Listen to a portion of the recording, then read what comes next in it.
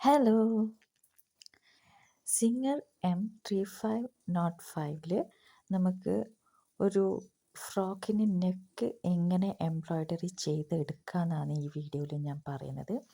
ഞാനിപ്പോൾ ആദ്യം തന്നെ സിക്സാക്കിലാണ് പാറ്റേൺ എടുത്തിരിക്കുന്നത്. അതുപോലെ തന്നെ stitch length 0.5, stitch width 5, tension 4. ഈ ഒരു ഗ്രീനും അതുപോലെ തന്നെ ഒരു വയലറ്റ് ഷെയ്ഡും വെച്ചിട്ടാണ് ഞാൻ ചെയ്യുന്നത്.